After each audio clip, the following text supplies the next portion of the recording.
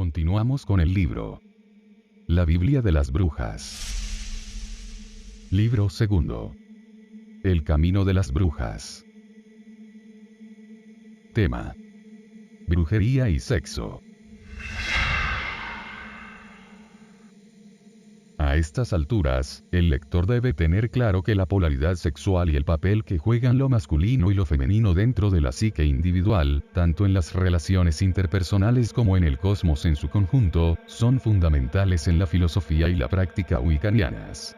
La prensa sensacionalista se agarra a esto, y al hecho de que muchos conventículos celebran sus ritos en desnudez, para acusar a la brujería moderna de practicar orgías, de promiscuidad y Dios sabe cuántas cosas más, pues así vende más periódicos.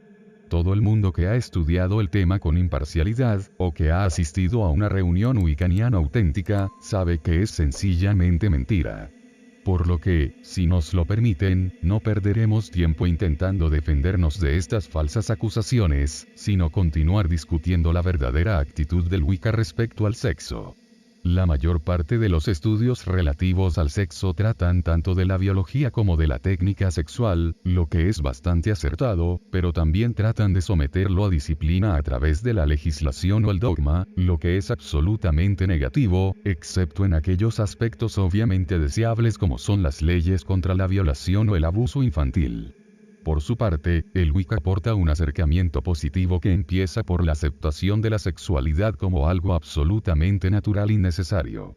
A partir de ahí continúa en la búsqueda de un entendimiento más profundo de la polaridad masculino-femenina y sobre cómo utilizarla de manera constructiva, tanto psicológica como mágicamente.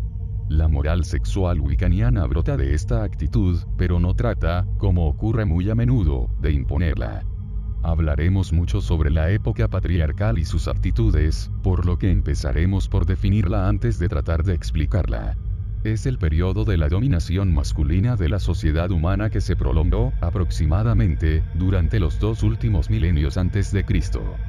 Fue un proceso gradual pero inexorable, y cobró un impulso decisivo con la llegada y la creciente supremacía del poderoso patriarcado de los pueblos indoeuropeo, al mar Mediterráneo y sus alrededores.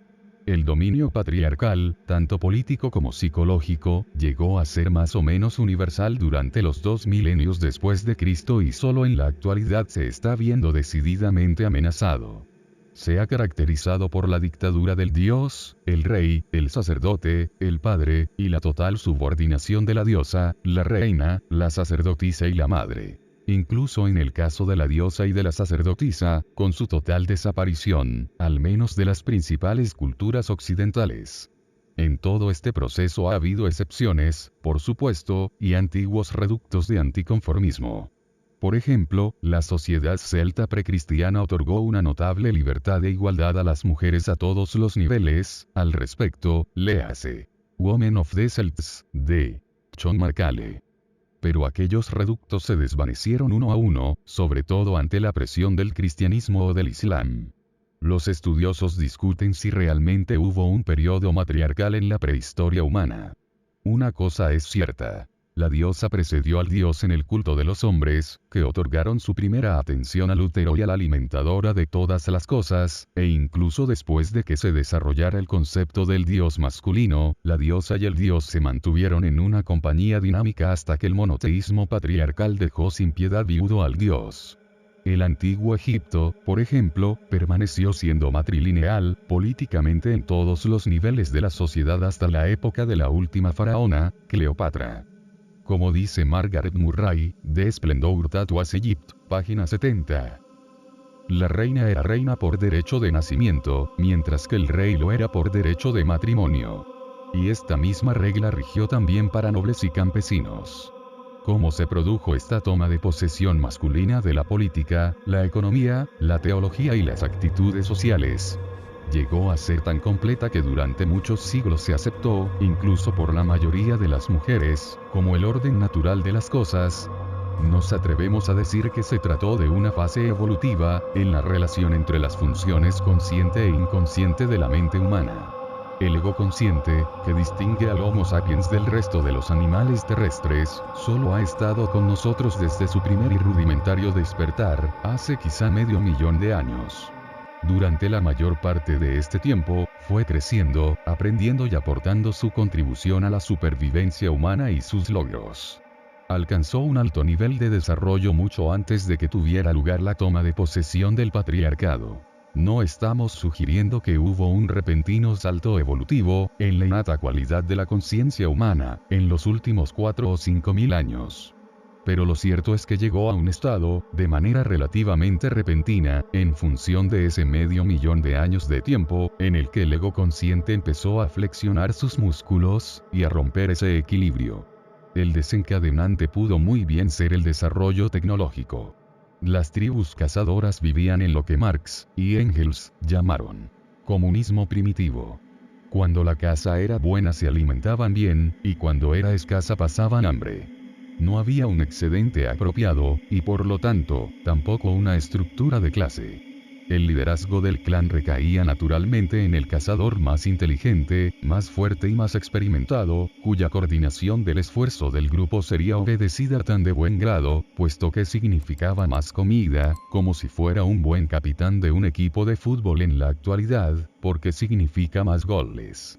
Debió haber especialistas, como el chamán o los chamanes, cuya magia también estuvo orientada a favorecer la caza, o como el experto cascador de sílex, liberado de otras tareas para mantener el suministro de puntas de flechas.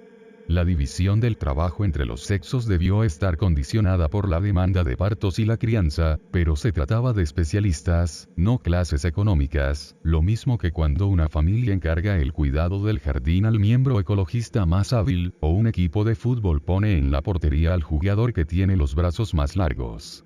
En esta etapa de la caza tribal, la supervivencia, y la diferencia entre una buena vida o una sufrida existencia, era un asunto totalmente comunal, al que deberían dedicarse todas las capacidades, tanto planificando y actuando conscientemente, como utilizando la intuición y el instinto. La cooperación entre el ego y el inconsciente se daba por supuesta, porque la supervivencia así lo exigía. Se ha escrito ampliamente sobre el desarrollo de las estructuras de clase que comenzaron tras la aparición de la agricultura, con sus crecientes especializaciones y sus adecuados excedentes, por lo que no hay necesidad de repetir aquí la historia. Sin embargo, sus repercusiones fueron cada vez más importantes en la psique humana. Debieron surgir conflictos dentro del ego, entre las demandas de supervivencia de la tribu y las ventajas personales y de clase. La conciencia de grupo había dominado la tribu cazadora, mientras la conciencia propia e individual permanecía en una relativa oscuridad. Este fenómeno persiste en la actualidad en los pocos enclaves donde la cultura de la caza tribal todavía existe. Por ejemplo, un aborigen australiano sometido a un señalamiento del hueso, lo considera como una exclusión ritual de la tribu, y muere rápidamente porque siente que ya no existe. También intervienen otros factores, por supuesto, y no dudamos de los auténticos poderes psíquicos de los brujos médicos aborígenes, pero el sentimiento de dejar de existir es particularmente significativo. Sin embargo, en una estructura de clases, la individuación procedería a pasos agigantados. Los peones avanzaban hacia su coronación en número cada vez mayor, y el ego consciente de sí mismo fue diferenciándose rápidamente del ego consciente tribal. La conciencia de clase, que implica la feroz competitividad dentro de la misma clase, es más una extensión de la conciencia de la identidad propia, que una contracción de la conciencia tribal. En el individuo consciente de una identidad propia, encapsulado en una clase económica, los conflictos entre el ego y el inconsciente acabaron por ser inevitables. Para empezar, los arquetipos tribales del inconsciente colectivo empujarían en direcciones opuestas en su demanda de ventajas personales inmediatas, una situación desconocida incluso para cualquier genio anormalmente autoconsciente de una tribu cazadora.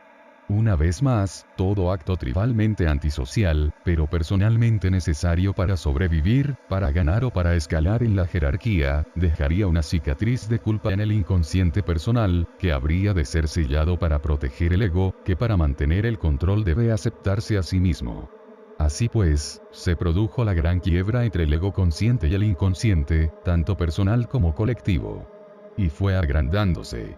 Las estructuras, primero locales, después nacionales y finalmente imperiales, crearon los individuos independientes, y los absorbió en su entramado creando las ideologías adecuadas. Los individuos independientes, al aumentar su fuerza colectiva, crearon estructuras más grandes, mejores y más proclives a la victoria. Y, por supuesto, más ideologías monolíticas. Como ocurre con todas las fases de una evolución, el imperio de la mente consciente ha tenido aspectos constructivos y destructivos. Ha expandido enormemente los conocimientos reales del hombre y su dominio sobre el entorno.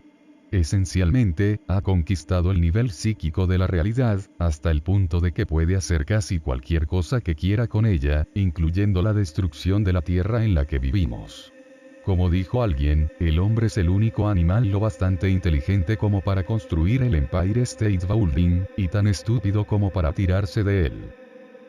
Con todo, el coste ha sido tremendo a causa de las funciones a las que ha tenido que renunciar. Dar carta blanca al ego consciente ha significado castigar, contener, distorsionar e incluso negar el resto de la psique humana. Además, la situación ha desembocado en una crisis en la que por alguna razón evolutiva, el imperio del ego ha sobrepasado su propia realización. El conocimiento y las técnicas que ha proporcionado al Homo sapiens, ya no necesitan el imperio del ego para afianzarse. En realidad, ahora pueden conseguir muchas más cosas sin su dictadura, que se ha convertido en algo totalmente restrictivo. Además, como en todas las dictaduras, el imperio del ego lucha para mantener su régimen, mucho después de sobrevivir a toda función útil. Por todo ello, la reintegración del ego y el inconsciente, en un nivel nuevo y superior, se ha convertido en una necesidad urgente para el individuo y la especie. Y una vez comenzado este proceso, podemos avanzar hacia una nueva fase evolutiva inimaginablemente fructífera. Llámesela, si se quiere, la era de Acuario. La necesidad no es solo la madre de la invención, también es la que facilita oportunamente potenciales respuestas. Quizá no resulte tan sorprendente que fuese en nuestra época, cuando Freud facilitó el camino de Jung, y de un mejor entendimiento de la naturaleza y estructura de la psique humana, un entendimiento que poetas, artistas y narradores siempre tuvieron gracias a la intuición, considerados como meros artistas, pero que la religión ortodoxa dejó hace mucho tiempo de ser capaz de proporcionar. Y quizá no sea accidental que la mujer esté por fin empezando a rebelarse contra su milenaria servidumbre, ni que el paganismo y nuestro propio arte estén viviendo un inesperado renacimiento. Puede que el lector se pregunte a qué viene toda esta historia respecto al tema de la brujería y el sexo. Pero tiene mucho que ver, porque el arte está íntimamente relacionado con los aspectos que han sido suprimidos, todavía lo están, y con el restablecimiento del equilibrio. Y estos aspectos suprimidos son precisamente los femeninos. El régimen patriarcal nunca lo ha dudado, y en la práctica ha demostrado que considera a la mujer, y todo lo que ella significa, como su enemiga. La ha subyugado social, política y económicamente. Ha hecho desaparecer a la diosa y convertido el sacerdocio en un monopolio masculino. El cristianismo ascético etiquetó a la mujer como la puerta del mal, la intuición femenina, el instinto y la sintonización con la naturaleza, fueron la gota del vaso que debía ser retenida a toda costa, no fuera a ocurrir que el vaso se desbordase, y los intentos del ego para mantenerse fuesen arrastrados por la inundación de la sombra liberada. Las terribles persecuciones de las brujas de los siglos XVI y XVII se orientaron de forma perfectamente consciente. El manual para la persecución de la brujería de Sprenger y Kramer, Malleus Maleficarum, no deja lugar a dudas contra estas funciones femeninas. De los millones que murieron, según ciertas estimaciones, fueron ejecutadas en una proporción aproximada de 100 mujeres por cada hombre. Los estereotipos creados por el patriarcado, respecto a las pautas de comportamiento del hombre y la mujer, reflejan sus demandas y fueron aceptadas demasiado extensamente. El hombre como amo natural fuerte, lógico, racional y digno de confianza, tanto política como domésticamente, y la mujer como subordinada natural débil, ilógica, irracional e indigna de confianza. Igual que ni siquiera el cristianismo paulino pudo negar las necesidades sexuales del hombre, a ella solo se le permitió ser su válvula de escape, su ramera madre de familia, la primera hipócritamente despreciada y la última hipócritamente idealizada. Ignoradas sus propias necesidades sexuales, se la consideró como cebo de las trampas que el diablo tendía al varón superior, e incluso durante los periodos más extremistas, como el de la Inglaterra victoriana, se negó que la sexualidad formase parte del carácter de una verdadera dama. Se consideró que el único monopolio ineludible de la mujer, la crianza de los hijos, era, y todavía lo sigue siendo con excesiva frecuencia, su principal función, ordenada por Dios. Un limitado horizonte más allá del cual sería impertinente para ella asomarse. Dice mucho a favor de la indestructibilidad de la obra de la naturaleza el que, a pesar de estos estereotipos e incluso antes de que cobrase impulso la presente rebelión contra ellos, muchos millones de hombres y mujeres hubieran logrado alcanzar una compenetración sexualmente feliz.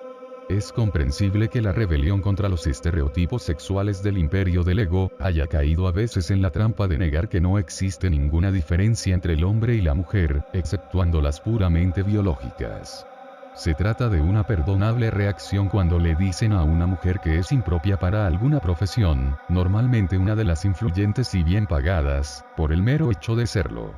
También es excusable en casos, y personalmente hemos conocido varios, en los que una mujer es una buena profesional en alguna esfera predominantemente masculina, pero le resulta difícil que la tomen en serio porque ocurre que es sexualmente atractiva.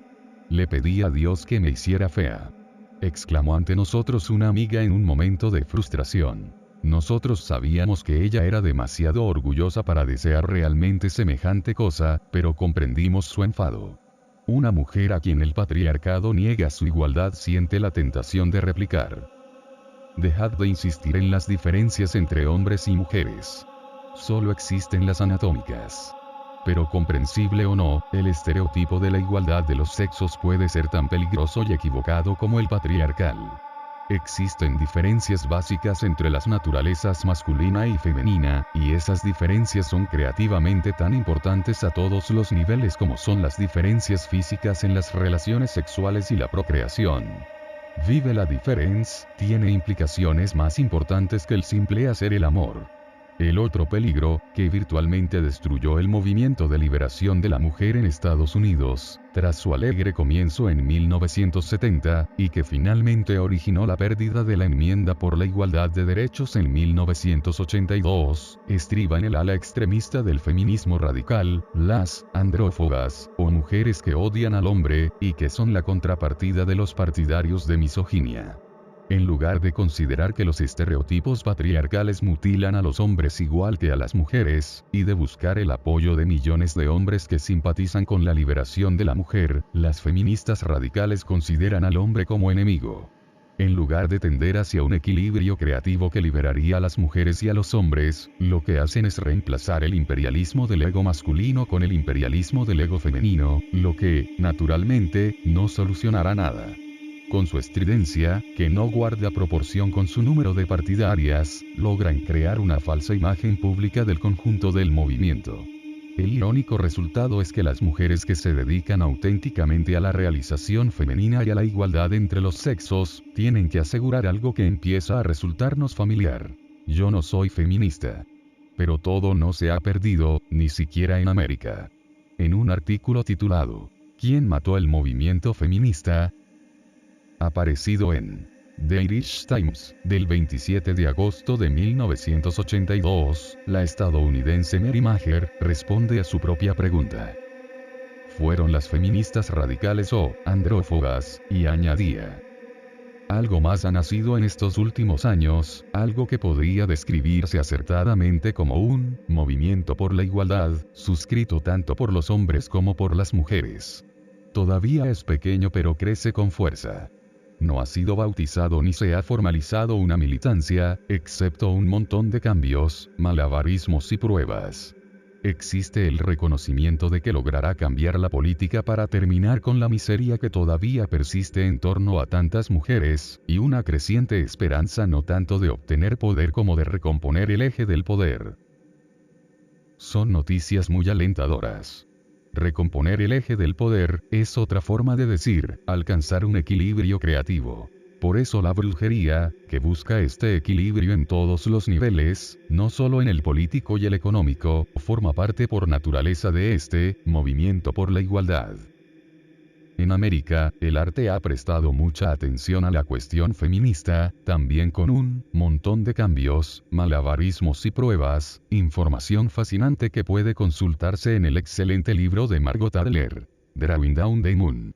Aunque la brujería se está desarrollando tan rápidamente en América que Margot nos dijo irónicamente en 1982, hablando de su libro, gran parte de lo que dice ya está desfasado, a pesar de que se había publicado en 1981.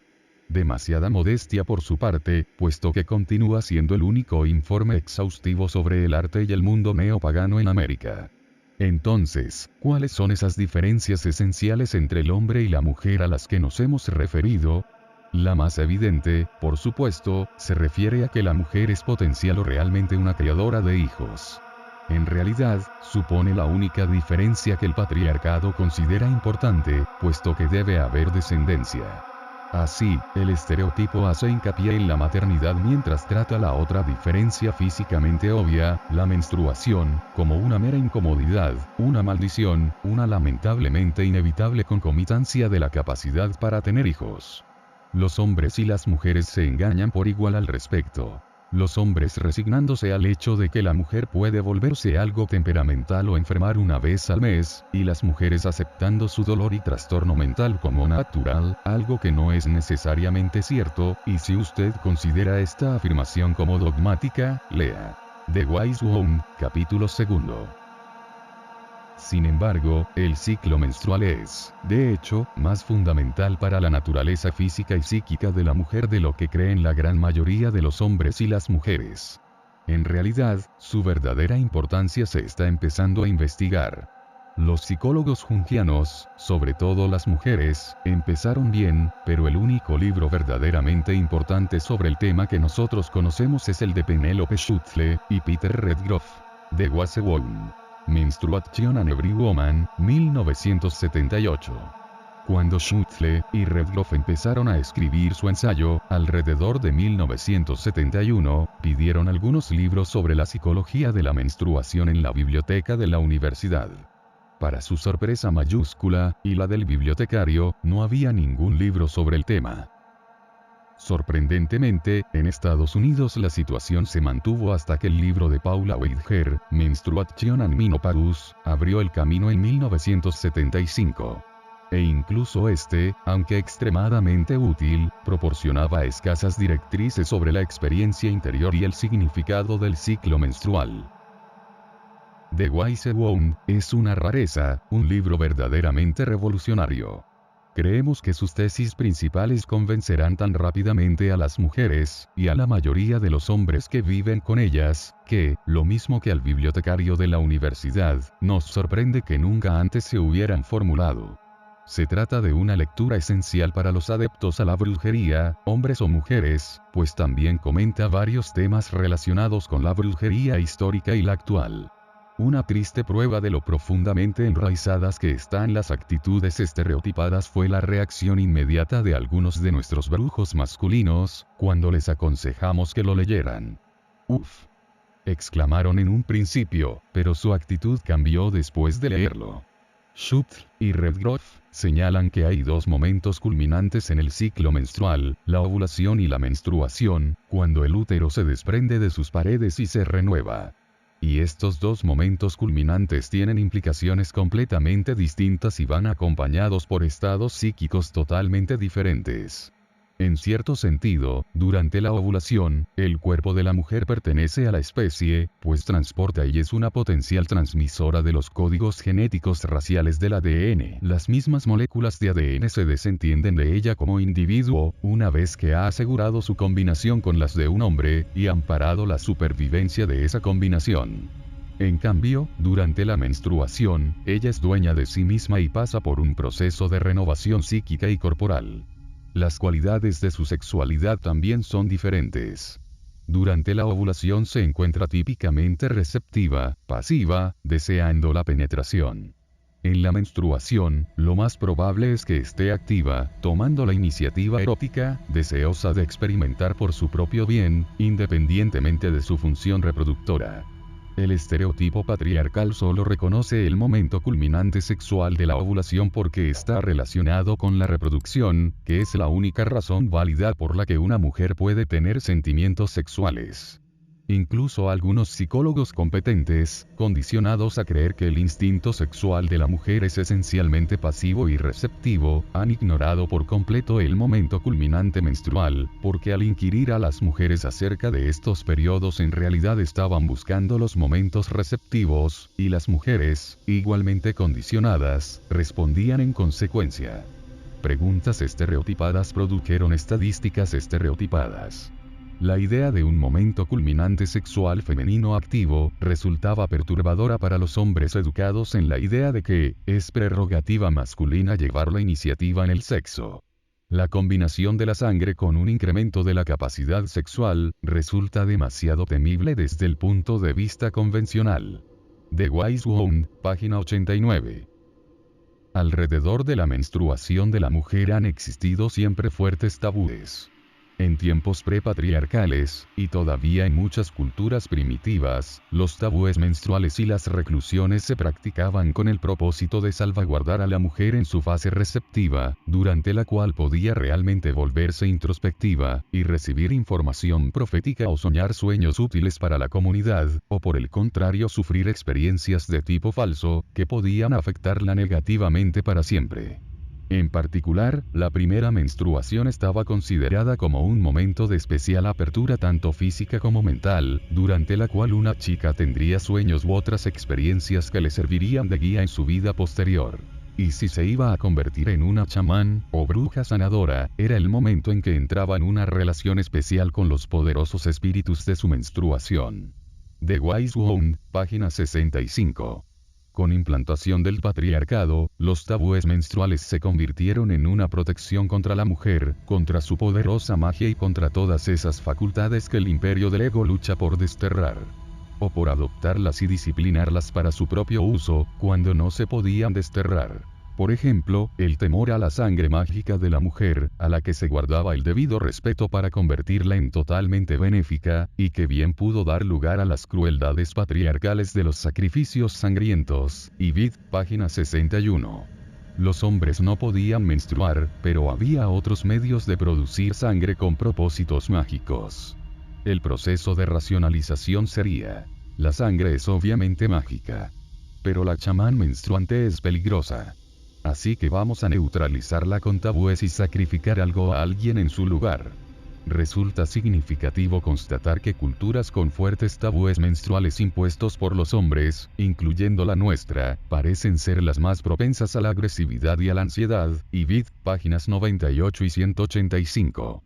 Sin embargo, las sociedades paganas comprendieron y se aprovecharon plenamente de los poderes chamánicos de las mujeres que menstruaban.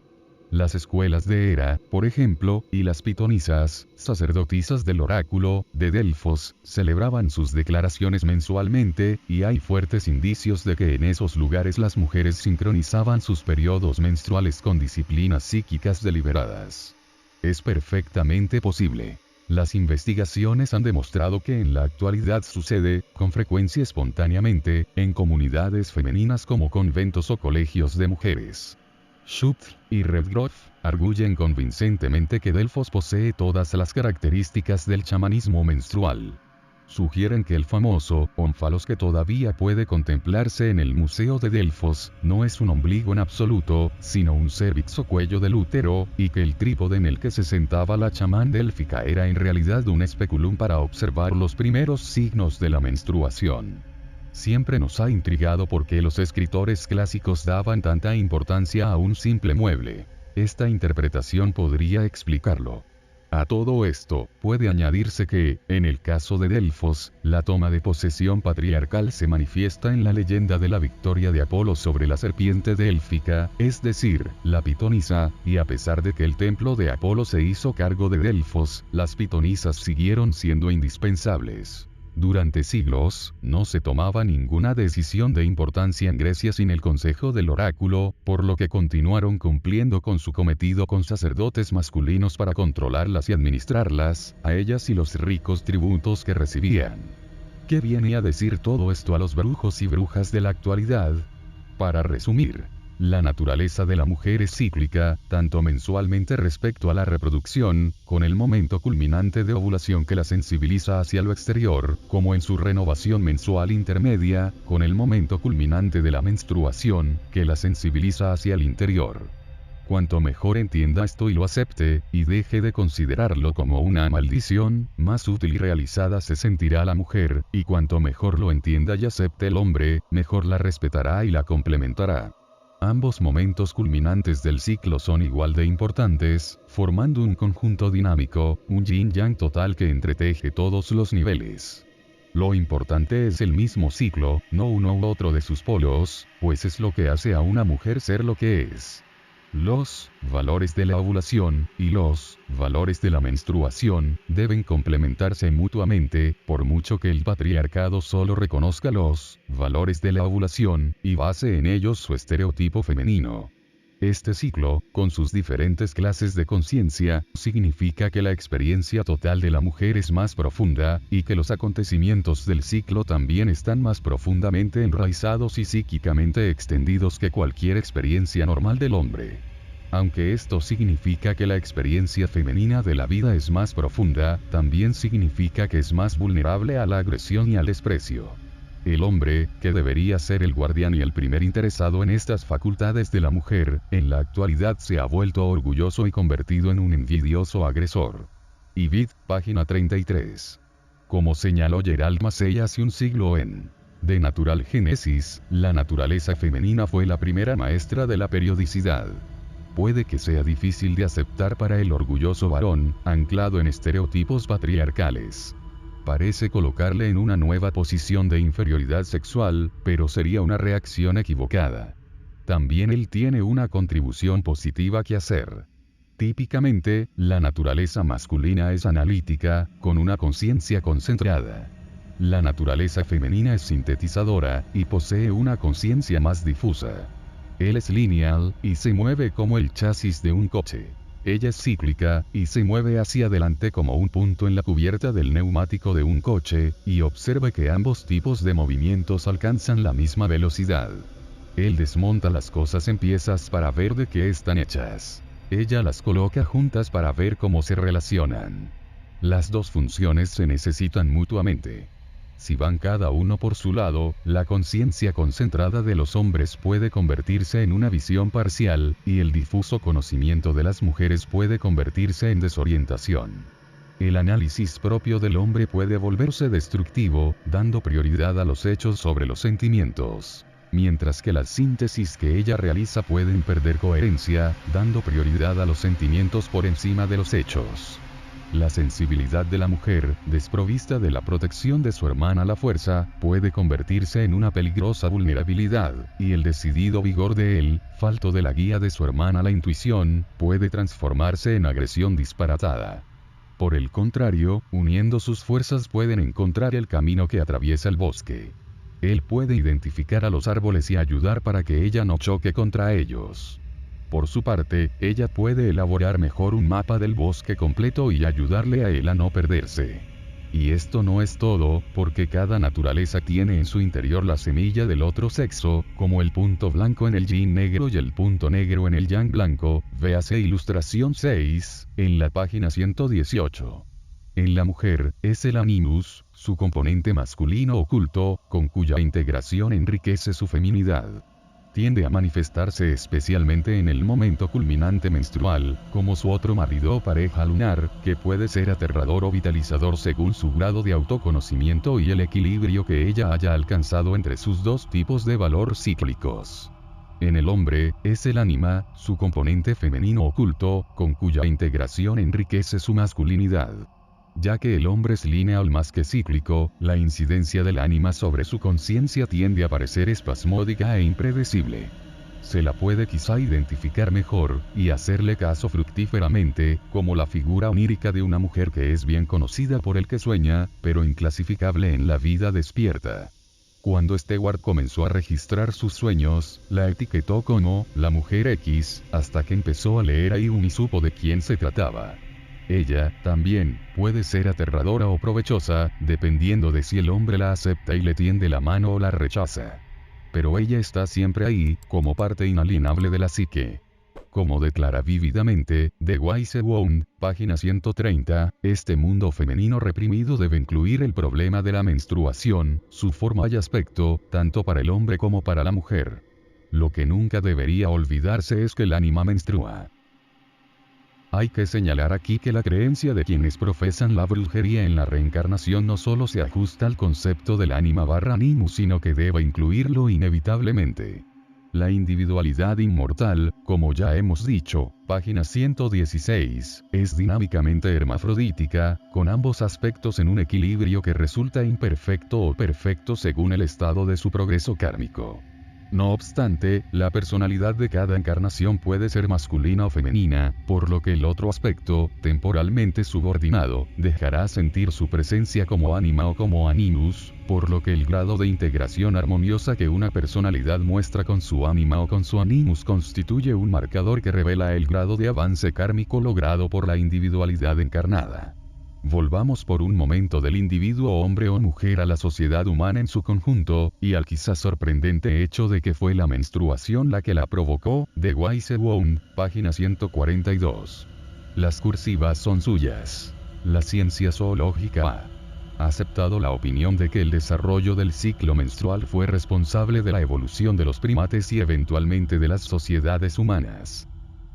La mayoría de los mamíferos tienen un ciclo oestrus. Es decir, periódicamente se ponen a fuego lento, mientras que en otros periodos no muestran interés alguno por el coito. La ovulación es su único momento culminante. El sexo significa engendrar jóvenes y nada más, y funciona como un factor de supervivencia de las especies. Sin embargo, en el mundo antiguo de los monos, los primates y el ser humano, ocurrió un inmenso cambio evolutivo. Fue el desarrollo del ciclo menstrual. Esta señal de celo de sangre genital pasó de su anterior posición en la ovulación a una nueva posición en la menstruación, en la que resulta bastante improbable que pueda tener lugar la ovulación o pueda concebirse descendencia. La libido sexual, también, se extendió entonces sobre la mayor parte del ciclo. ¿Cómo podía ser esto un factor de supervivencia?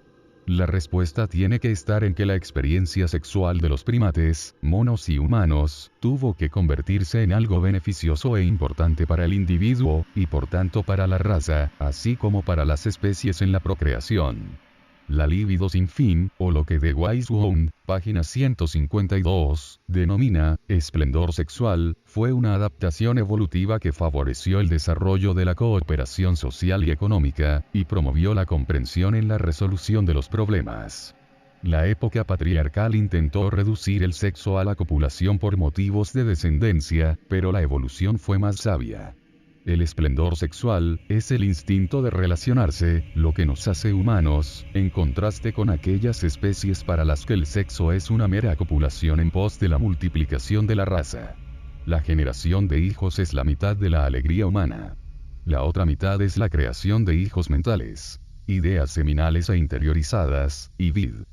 Página 210, y Schutzle y Redloff añaden acertadamente. Es demasiado suponer que la creación de hijos mentales sea de la exclusiva incumbencia de los hombres solo porque la creación de hijos físicos es una capacidad exclusiva de las mujeres. Resulta irónico pensar que tantas religiones occidentales, desde el catolicismo y la ciencia cristiana, prohíban el disfrute del sexo con independencia de la reproducción, y traten así de hacer regresar a la humanidad a un estado de la evolución prehumano.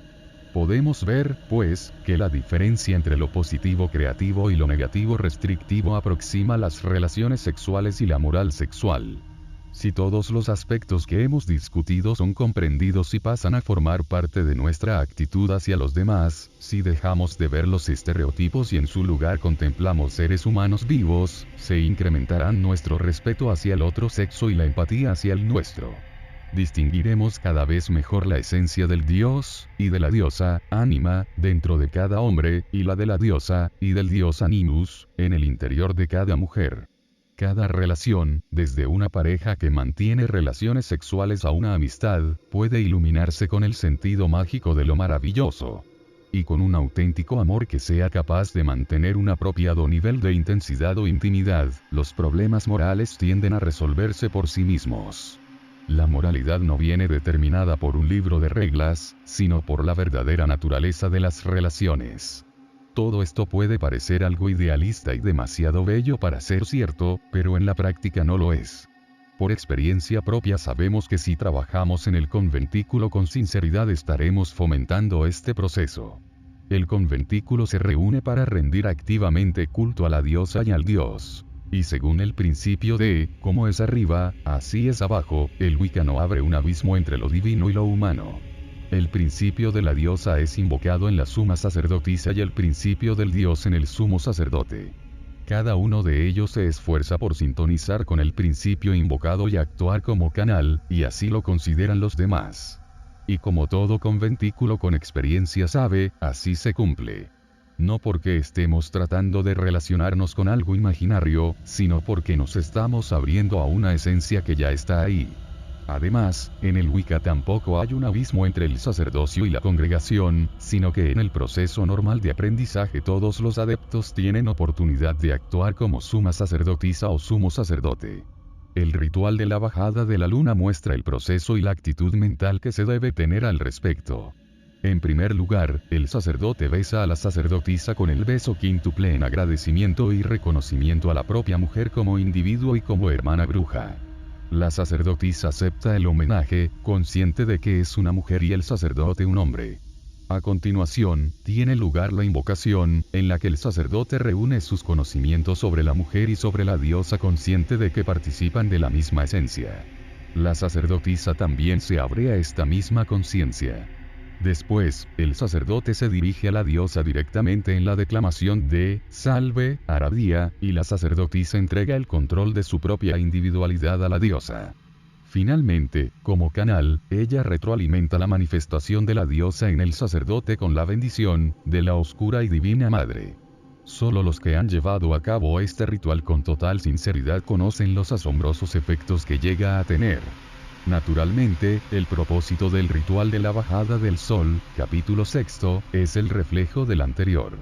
Los hombres y las mujeres brujos están acostumbrados a trabajar juntos reconociendo totalmente su necesidad psíquica de las esencias complementarias de los demás. Los resultados psíquicos y prácticos que obtienen contribuyen al respeto mutuo y al entendimiento del verdadero significado de las naturalezas masculina y femenina. Toda mujer, si puede liberarse de los condicionamientos impuestos por el estereotipo patriarcal, es una bruja natural. La mayoría de los hombres, a menos que tengan un ánima bien integrada y a pleno rendimiento, tienen que trabajar duro.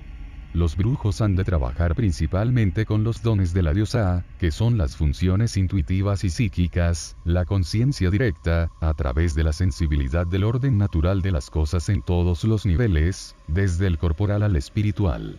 Todo esto forma parte de la herencia natural inmediata de una mujer. Pero en general, los hombres lo consiguen mejor vía la mujer, y a través de sus propias ánimas, que supone el mismo proceso. La carta de los dos caminos en la baraja del tarot de White Rider lo expresa a la perfección. El hombre mira a la mujer que admira al ángel. Como dice Eden Gray, interpretando esta carta en A Complete Guide to the Tarot, expresa la verdad de que la mente consciente no puede acercarse a la conciencia superior a menos que pase a través del subconsciente. Por todo ello el Wicca es matriarcal. La suma sacerdotisa es quien lidera el conventículo, mientras que el sacerdote es su consorte. Ambos son esenciales mutuamente, e iguales, recordando que la individualidad inmortal, la mónada reencarnada, es hermafrodítica, pero en el contexto de trabajo wiccaniano y en el de la encarnación presente, él es el príncipe consorte de una reina gobernante. El sumo sacerdote es, o debería ser, un canal por el que se manifiesta el aspecto del dios, algo que no puede considerarse inferior, pero el trabajo wiccaniano se ocupa en primer lugar de los dones de la diosa, por lo que la sacerdotisa tiene prioridad. Pues la mujer es la puerta a la brujería, y el hombre su guardián y devoto.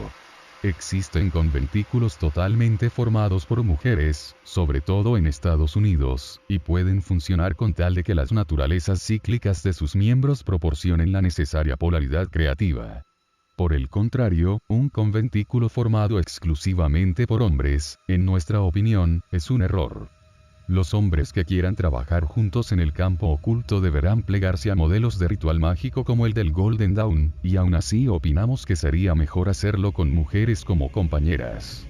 Sería ingenuo pretender que el desarrollo de esta clase de actitudes intersexuales mágica y psicológicamente creativas que hemos estado describiendo vayan a funcionar siempre sin algún tropiezo en un conventículo activo.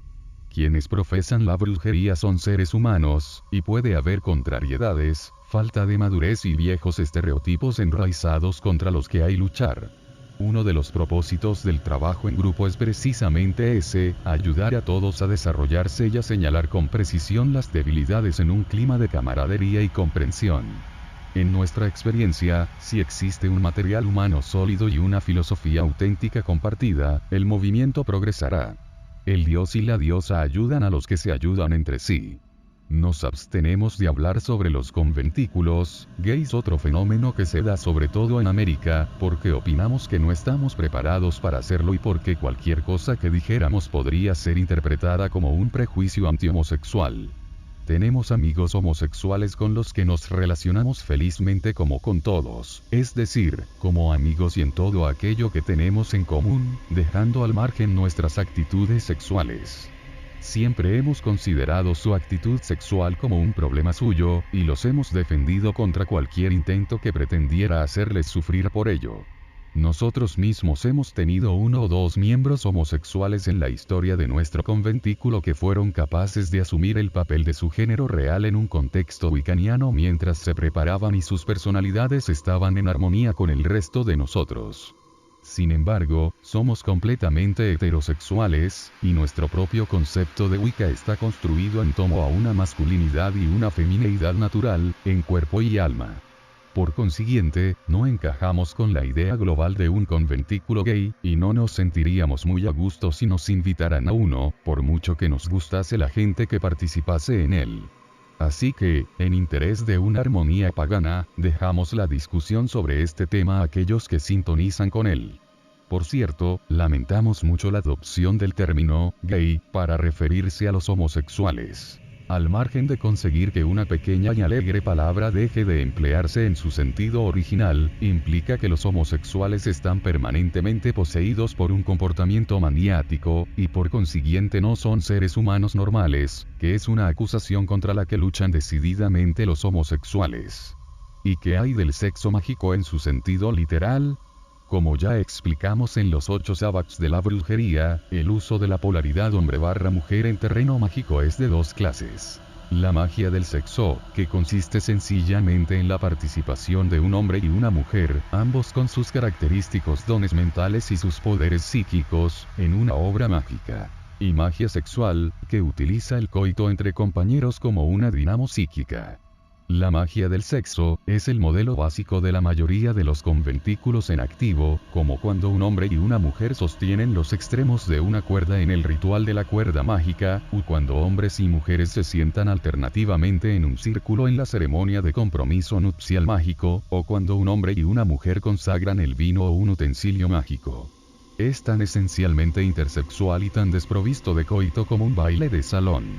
Hermano y hermana, padre e hija, madre e hijo, pueden llevar y llevan a cabo este tipo de magia juntos, con la misma efectividad y con la misma libertad ajena a otras implicaciones impropias como si fueran parejas en una pista de baile. La magia sexual es algo completamente distinto. Puede ser muy poderosa, tanto por sus efectos en términos de las consecuencias previstas por la obra como por sus efectos sobre la pareja interesada, incluso si han sido amantes o han estado casados durante años. Lo diremos categóricamente. La magia sexual como tal solo deberá practicarla una pareja en la que el coito forme parte normal de su relación, en otras palabras, marido y mujer o amantes, y en absoluta privacidad. Para ellos se trata de una extensión, y bien puede ser un enriquecimiento, de su habitual práctica del coito. Para una pareja que no mantiene este tipo de relación podría resultar realmente muy peligroso. Si se deciden a practicarla como si se tratase de una operación mágica necesaria, a sangre fría, cometerían un tremendo abuso de su sexualidad y de su supuesto respeto mutuo. Y si se precipitan con un afecto repentino y poco meditado, podría tener efectos inesperados en algunos niveles para los que no están en absoluto preparados, y lo peor de todo, puede afectarlos de manera distinta, dejando a uno emocionalmente abrumado y al otro con un sentimiento de culpa. La magia sexual sin amor es magia negra. La pregunta es cómo pueden un marido y su mujer, o amantes declarados, poner en práctica la magia sexual. Existen dos formas sencillas. Aprovechando el poder psíquico del coito y del ensueño posterior. Dion Fortune dice. De Esoteric Philosophy of Love and Marriage, página 114. Cuando tiene lugar el acto de la unión sexual, las fuerzas sutiles de las dos naturalezas fluyen juntas y, como en el caso de dos corrientes de agua que se juntan, se forma un remolino o vórtice que se extiende por los planos mientras tiene lugar el acoplamiento de los cuerpos, es decir, mientras los 7 niveles componentes de la pareja, véase página 163, se encuentran unidos, de manera que cuando dos personas que se idealizan mutuamente, y cuyo amor tiene elementos de naturaleza espiritual en su composición, se reúnen en el coito, el vórtice creado se extenderá hasta los planos más altos. En otras palabras, cuanto más unida esté la pareja en todos los niveles, mayor altura alcanzará en ellos el efecto de ese vórtice. Cuando estas almas parejas hacen el amor, el vórtice alcanza todos los niveles. Por el contrario, la insensible cópula de una pareja sin contacto en el plano superior producirá un vórtice que puede ser muy poderoso en las turbias aguas del nivel astral inferior, pues carecerá de la corrección de la influencia niveladora de los otros planos, lo que subraya nuestra afirmación de que la magia sexual sin amor es magia negra. Una pareja estrechamente unida que desee utilizar la magia sexual para un objetivo que valga la pena deberá discutir primero ese objetivo y asegurarse de que lo tiene claro en la mente. Después trazarán el círculo en torno a ellos y harán el amor sin prisas y tiernamente, con el máximo posible de concienciación mutua y del objetivo mágico. Una vez que hayan unido sus cuerpos en el coito, si tienen el control suficiente deben permanecer quietos durante un rato, acumulando la tensión sexual juntos hasta el nivel más alto posible, para que la conciencia que cada uno tenga del otro y de sus objetivos alcancen el mayor nivel de intensidad que puedan. Cuando estén preparados, tratarán de alcanzar un orgasmo simultáneo, momento en el que lanzarán todo el poder del vórtice hacia el logro de su objetivo mágico. Si sus orgasmos no coinciden, deberán ambos lanzar el vórtice en el momento de cada orgasmo. Este tipo de magia sexual no debe usarse con demasiada frecuencia porque es una experiencia memorable y destacada y es mejor no devaluarla por un exceso de familiaridad. Vale la pena recordar una ocasión en que la celebramos nosotros mismos. Habíamos llegado a Irlanda hacía pocos meses, habiendo dejado nuestro conventículo de Londres en manos de otros líderes, y nos sentíamos frustrados porque carecíamos de conventículo, exceptuando un brujo ya iniciado que se había puesto en contacto con nosotros y vivía a 1 centenar de millas. Con este método pretendíamos constituir un faro astral sobre nuestra casa que atraería al tipo de gente que necesitábamos. Al día siguiente, conocimos a una pareja de casados que se convirtieron en nuestros primeros iniciados irlandeses y a partir de entonces nuestro conventículo creció.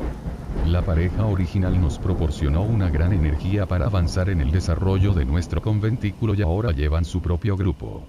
Quizás sea significativo, respecto al tipo de resonancia que nuestro faro lanzó, el que las primeras personas que acudieron fuesen una pareja de casados. Esto es magia sexual activa. El segundo tipo es más receptivo. El poder del vórtice es reabsorbido por la pareja para su propio beneficio. De nuevo, la pareja hace el amor dentro del círculo mágico, pero esta vez no existe un objetivo exterior que mantener en la mente. Toda su atención está dirigida a la conciencia de ellos mismos y de su pareja, y en activar entre ambos y al unísono todos sus niveles. Después del orgasmo es cuando se invoca la magia. Como se lee en The Wise Wound, página 172. Las ensoñaciones de una conciencia corporal ampliada después de un coito son probablemente las más profundas de todas, con la única excepción del trabajo posterior cuando la mujer se encuentra en un estado irresistiblemente sugestionable, y lo que se llama magia sexual a menudo no es otra cosa que introducir imágenes en esa ensoñación. Una pareja de brujos experimentados u ocultistas que han desarrollado un alto grado de intercomunicación entre todos los niveles pueden utilizar este método muy ventajosamente, y al contrario que el vórtice lanzado, puede practicarse tan a menudo como se quiera, e incluso convertirse en un hábito normal después del coito. Los progresos interiores que se obtienen en tales ensoñaciones, especialmente si son compartidos y entretejidos por una pareja en armonía, pueden llegar a ser muy valiosos. Y para introducir imágenes, la ensoñación posterior al coito puede ser un momento muy efectivo para formar y potenciar formas de pensamiento con los que cumplir propósitos mágicos como los que se explican en el capítulo 22, sobre los encantamientos. Las sutilezas y refinamientos de la magia sexual son tan variadas como las de hacer el amor, así como únicas para la pareja en cuestión.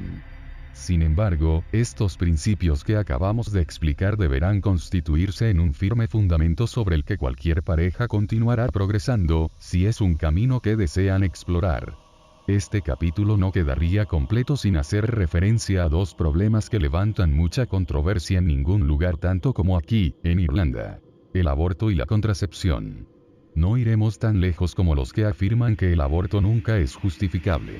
Es un mal, pero hay situaciones tristes en las que constituye el mal menor. Un feto vivo es la etapa inicial de la reencarnación de un ser humano, y echar atrás ese ser para que tenga que encontrar, o ser conducido a, un nuevo feto como vehículo constituye un acto violento cuyos efectos traumáticos pueden ser graves, además de dejar una carga en el karma de la persona que lo comete.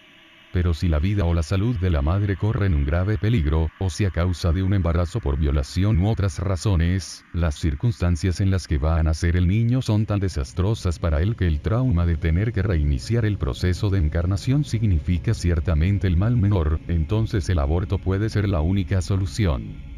Si tenemos que escoger entre la vida de la madre, que está a mitad de camino de su encarnación y casi siempre con muchas responsabilidades y relaciones, y la de un niño por nacer, que apenas ha comenzado una encarnación, no ha llegado a tener responsabilidades y carece de relaciones directas excepto la fetal con su madre, entonces nos parece claro que la madre debe salvarse. Con todo, utilizar el aborto como una alternativa fácil a la contracepción es imperdonable. También lo es que sea la presión familiar la que a menudo obligue a la chica a abortar, por lo que puedan pensar los vecinos. Igualmente, imperdonable es la práctica, creciente en América, por lo que sabemos, de averiguar el sexo del feto y después abortar si no es el que sus padres desean. Los propagandistas mezclan con demasiada frecuencia el aborto y la contracepción, igual que sexo y violencia. Es absolutamente ilógico y constituye un error.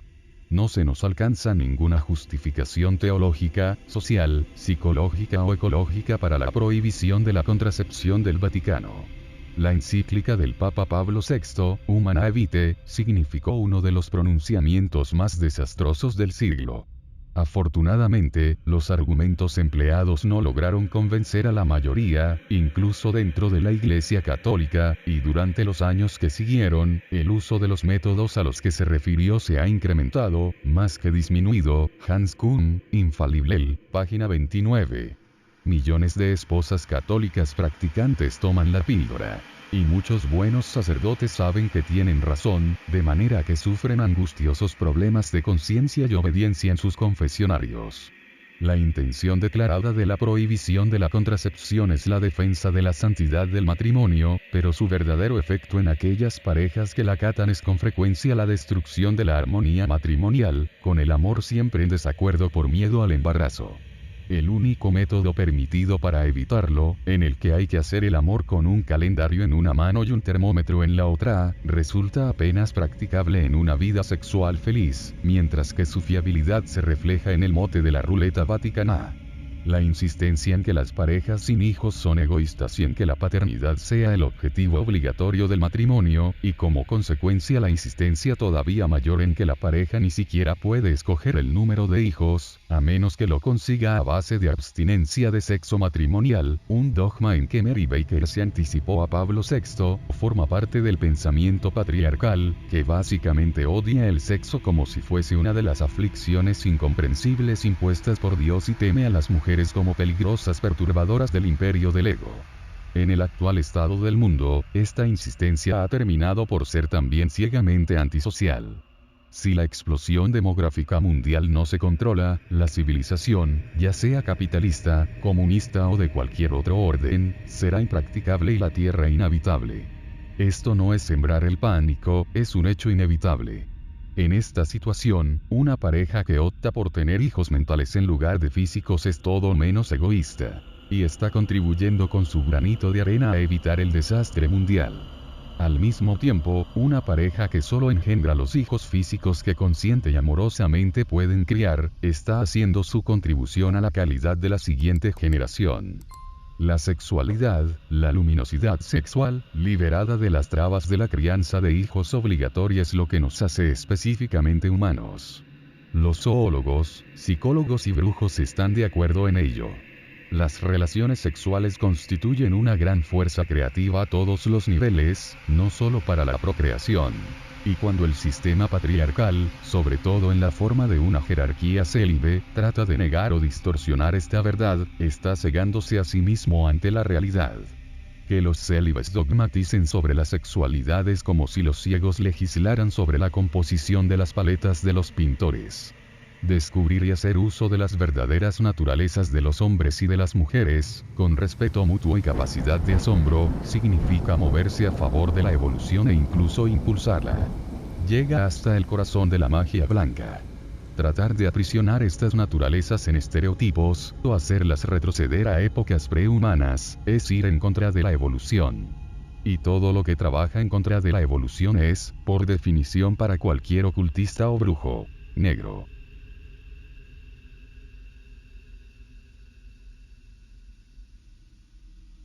Gracias por ver el video hasta el final.